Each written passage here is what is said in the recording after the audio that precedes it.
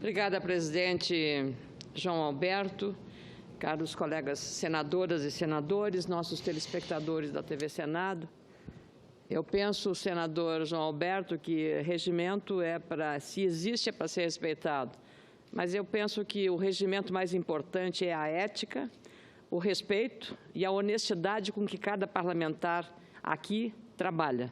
Isso vale mais, está acima, são valores, ao meu juízo, que estão acima do próprio sentido do regimento interno, que é uma organização. O regimento é uma organização de funcionamento e trabalho dos parlamentares. Mas o fundamental aqui é que a sociedade nos cobre e nos vê como pessoas que são representantes da sociedade ou dos estados, no caso do Senado Federal, para cumprir uma missão muito relevante, que é tratar dos interesses coletivos e individuais. Mas penso que seja melhor que esse debate seja feito com um plenário cheio para que o debate aconteça em relação a essa questão.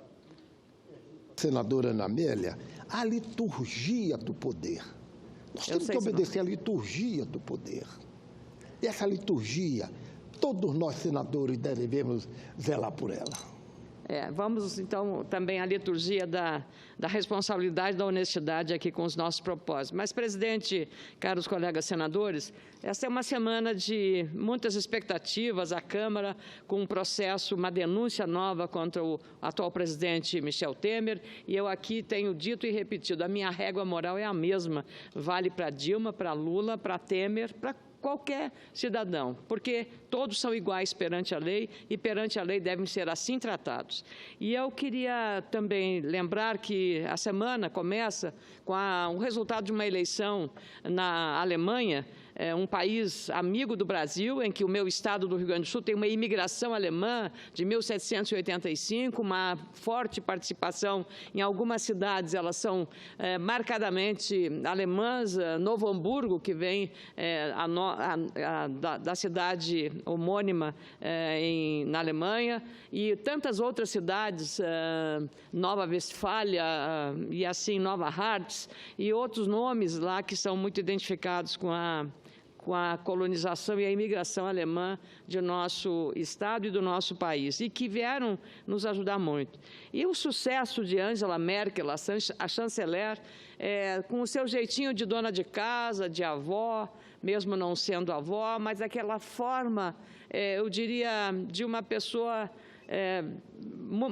simples e comum, que comanda a maior economia da Europa, a Alemanha. E por que será que o sucesso de Angela Merkel se repete há pelo menos 4 eleições? Pelo fato singelo, porque ela trata a economia com o rigor que deve ser tratado, sem ideologia, portanto. A economia, a matemática não tem ideologia.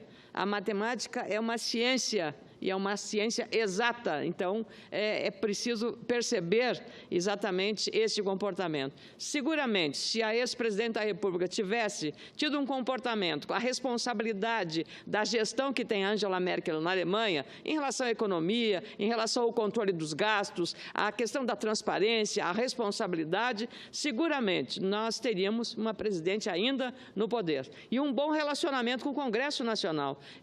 Angela Merkel tem com o Congresso da Alemanha uma relação absolutamente respeitosa, como deve ser nas democracias consolidadas do mundo. Mas, ao mesmo tempo que a lição da Alemanha nos remete ao que aconteceu recentemente no nosso país, há também uma grande e angustiante preocupação, não só do Sudeste Asiático e da Ásia, mas de todo o mundo, todo o globo. Uma guerra nuclear, neste momento, é tudo que nós não podemos nem sequer pensar nisso. E as ameaças do presidente dos Estados Unidos, Donald Trump, em relação à Coreia do Norte, lamentavelmente, parece não ter ficado apenas na retórica. E isso hoje, para o mundo e para nós brasileiros também, um ponto de grande reflexão sobre os riscos que corre o mundo em relação a essa guerra nuclear. E a Coreia não está brincando. se Trump está usando da sua retórica fanfarrônica ou fora de época, inclusive, ele não pode fazer que o mundo corra riscos por conta de vaidades ou disputas entre dois países. E eu estive recentemente, a convite do governo de Taiwan, uma ilha, de mais de 36 mil quilômetros quadrados. O Brasil tem 8 milhões de quilômetros quadrados, para dar uma ideia do tamanho, senador João Alberto. E eu perguntei ao vice-chanceler de Taiwan, que fala muito bem espanhol, José Maria, tem um nome em português, porque a descoberta de Taiwan foi pelos portugueses. Então, antes de Taiwan, ela chamava-se Formosa, porque os portugueses, quando chegaram ali, aportaram na ilha e disseram, ó, Ilha Formosa. E aí, Formosa ficou até ser transformada no nome oficial de Taiwan, que é hoje. E eu perguntei, então, muitos nomes taiwaneses são nomes portugueses, como o vice-chanceler, que foi muito tempo embaixador de Taiwan no Paraguai, foi embaixador de Taiwan no Panamá, e ele fala um espanhol fluentemente, e para nós, brasileiros, podemos entendê-lo. É muito difícil entender mandarim, mas o espanhol podia. E eu indaguei a ele, num almoço que me foi oferecido, a respeito do grande desafio, ou da grande prioridade, ou da grande preocupação dos taiwaneses, ou daquela região, neste momento. E ele disse, a nossa maior preocupação é com a Coreia do Norte e o que pode acontecer em relação a um eventual ataque de lançamento de mísseis de longo alcance, ou de iniciar aí uma guerra nuclear. E essa não é só uma preocupação, pensei comigo, não apenas daquela região, mas lá mais afetada diretamente, mas é do mundo inteiro, senador João Alberto. Então, eu trago esse tema à reflexão, mostrando, primeiro, as lições que Angela Merkel dá a qualquer gestor, seja de um município, de um estado ou de um país, como o Brasil, seja no caso da disputa entre Estados Unidos e Coreia, para que façamos juntos uma reflexão sobre isso. Mas eu não posso deixar de falar também, senador João Alberto, sobre um risco que lá em 2014 nós vimos alertando, que são os investimentos feitos pelo BNDES, por exemplo, financiar o Porto de Mariel em Cuba e também financiar projetos na Venezuela. Nós estamos correndo o risco agora de um calote bem grande em relação não só a Cuba, porque o Porto de Mariel, no governo Lula e Dilma, os financiamentos brasileiros para Cuba saltaram naquele período de 90 milhões de dólares para 1,340 bilhões de dólares, incluindo empréstimos do BNDES e também do Banco do Brasil. Como esses empréstimos são bancados pelo Tesouro Nacional, portanto, pela população brasileira, esse calote vai cair na conta de cada cidadão, daquele que tem salário mínimo, daquele aposentado, daquele que está desempregado, ele vai cair na conta de todas as pessoas, porque é a sociedade que vai pagar, porque o Tesouro é de todos, não é o BNDES, porque no regulamento, no funcionamento, no manual de constituição desses empréstimos, quem é o avalista, em última análise, é o Tesouro Nacional. Não se discute aqui, eu faço jus ao senador Armando Monteiro, que um dia tivemos aqui nesse plenário um grande debate a respeito da importância que tem os financiamentos que o BNDES faz a empresas brasileiras da exportação de serviços. Muito bem, eu acho que isso é importante, só que o serviço é feito lá em Cuba, o trabalhador que vai construir a obra é lá em Cuba ou é lá na Venezuela. Se fossem os brasileiros que fizéssemos os equipamentos para ir daqui para lá, tudo bem, aceitável, mas do jeito que foram feitos, por influência política e ideológica, especialmente, aí o brasileiro vai pagar uma conta que ele não autorizaria ser feita. Aliás, discutimos em 2014 muitas audiências públicas com a presença aqui do ex-presidente do BNDES, Luciano Coutinho, para tratar desse tema e também para buscar maior transparência nesses financiamentos. E o próprio Emílio Odebrecht, porque, veja, em fevereiro de 2010, estava saindo do governo Lula para assumir Dilma. O presidente Lula era ex-presidente, não era ministro, não era chanceler, não era ministro da Economia. Em fevereiro de 2010, ele vai a Cuba e lá ele negocia um novo empréstimo, uma nova pedida, já tinha atrasado, e ele renegocia mais 230 milhões de dólares com o BNDES para concluir o famoso Porto de Mariel. Então, como não havia uma função específica, ou mesmo o presidente para sair da presidência da República, que estava ocupando, fica muito claro, e aí acreditar naquela confirmação feita em depoimento pelo Emílio Odebrecht, fundador do Grupo Odebrecht, que sim, o ex-presidente trabalhou junto ao governo cubano, aí estava Raul Castro, amigo do ex-presidente, com quem ele pessoalmente, lá nessa visita à Havana, negociou pessoalmente esse empréstimo. Então, isso era uma questão até aquele momento. Fidel era vivo e também conversou, não só com Raul, que era o administrador, mas o primeiro-ministro, vamos assim chamar, mas também com o líder Fidel Castro, com quem ele conversou no dia seguinte dessa data. Então, veja, passar de 90 milhões de dólares para 1 bilhão 340 milhões de dólares é realmente um valor astronômico do ponto de vista do que foi financiado. O Porto de Mariel é resultado, como muito bem levantou a jornalista Raquel Landim, mais vistoso do projeto iniciado no governo Lula.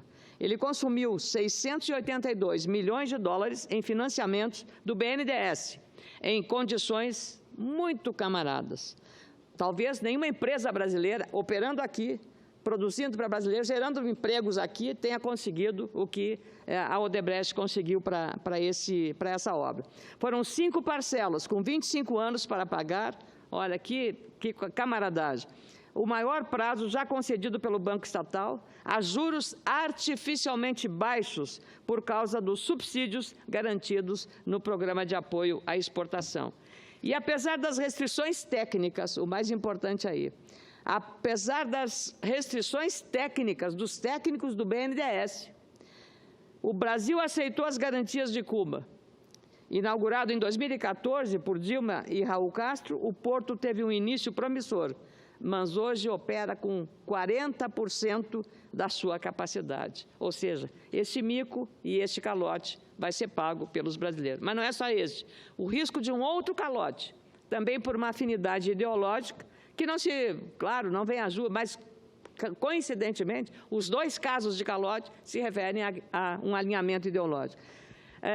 O governo brasileiro vai enviar representantes do Banco Central e do Ministério da Fazenda a Caracas, a capital da Venezuela, para negociar com as autoridades e tentar evitar um calote que pode chegar a 5 bilhões de dólares. Esse calote da Venezuela, 5 bilhões de dólares, ou seja, 15 bilhões de reais. O ministro da Fazenda declarou na semana passada que a Venezuela deve tentar negociar e colaborar para evitar um novo calote a fornecedores brasileiros, por não interessar a eles, venezuelanos, criar mais um inimigo. Na verdade, o Brasil passou a ser um credor dos maiores da Venezuela. O ministro chegou a declarar que há interesse da Venezuela manter relações razoáveis e boas e produtivas com o Brasil. Talvez uma declaração mais diplomática e política do ministro Henrique Meirelles. Um vizinho importante e grande. Não me parece que interessa a eles criar mais um inimigo. Não digo que isso, o que estou dizendo é que há interesse de todos que o assunto seja tratado com rigor, porém com justiça. Evidentemente, para que também este calote de 15 bilhões de reais Dinheiro que falta para a saúde, para a educação, para a segurança. Veja o estado do Rio de Janeiro em relação a esse caso. A Venezuela já deixou de pagar uma parcela de 262 milhões de reais. 262 milhões de dólares, cerca de 820 milhões de reais, a fornecedores brasileiros. Então, as empresas brasileiras que agora pagam a conta desse mico. A maior parte dessa dívida é de obras feitas pelas construtoras Odebrecht, Andrade Gutierrez e Camargo Correia, todas com financiamento do BNDES e todas dentro da Lava Jato. Então, eu trago esse tema porque lá em 2012, 2014, nós muitas vezes pedimos até audiência pública, trouxemos aqui o ex-presidente do Banco do BNDES, Luciano Coutinho, para tratar desse tema. E eu fiz um projeto para que os empréstimos externos para essas operações sejam submetidos pela Comissão de Assuntos Econômicos do Senado Federal, porque acho que é uma transparência maior que vai se dar. Então, eu penso que pondero sobre essas questões para reafirmar aí a minha convicção de que é melhor um bom entendimento do que um calote desse que vai ser pago por todos os brasileiros. Queria também, para finalizar, presidente, que eu estou preocupada aqui com as teses relativas à formação de fundos de financiamento para a campanha eleitoral. Hoje pela manhã, a Santa Casa de Porto Alegre, que atende 60% dos seus atendimentos e da área de alta, média e altíssima complexidade, a Santa Casa ela atende 60% SUS e recebe apoio da bancada gaúcha pela relevância do trabalho que faz em várias especialidades, cardiologia, obstetrícia, a área de dermatologia, a área de pneumologia, especialmente, tantas outras áreas que a Santa Casa tem referência mundial, não nacional, mundial. Também o Hospital Conceição, que é federal, um hospital federal, também depende muito das emendas parlamentares, como agora fizemos pela bancada uma emenda coletiva para um novo hospital de câncer do Hospital Conceição. Quando se propõe que parte das emendas das bancadas, e hoje, é bom lembrar, do orçamento que tem, a metade do orçamento é impositivo das emendas parlamentares que precisam necessária e obrigatoriamente ser colocadas na saúde. Então, cada um de nós tem que, da metade que temos direito, alocar 50% para a saúde, o que foi muito bom, porque assim um aporte adicional de recursos à sofrida e minguada receita advinda do orçamento da União. Mas se tirar isso, a saúde, que já está padecendo de uma crise violenta, está na UTI, vai perder ainda este aporte que é das emendas parlamentares, seja no meu estado, no Rio Grande do Sul, seja em outros estados. Então, eu queria lembrar sobre esse risco e fico feliz que o presidente da Câmara, Rodrigo Maia, tenha levantado a mesma questão, porque penso que nós não podemos ter o direito de aportar um adicional através das emendas parlamentares, que têm sido liberadas, não tem sido, digamos, feito contingenciamento desses valores, exatamente pela emergência e pela relevância que tem emendas destinadas à área de saúde. Então, é uma ponderação que eu faço. Eu penso que nós temos, sim, que reduzir o custo de campanha eleitoral. A metade do que foi gasto em 2010 é a minha projeção, e eu penso que dessa forma nós vamos contribuir muito mais para a seriedade do que vamos fazer em relação a tornar mais transparente e mais econômico o gasto de campanha eleitoral. Fico com crédito de 1 minuto e 39 segundos, senador João Alberto. Muito obrigada.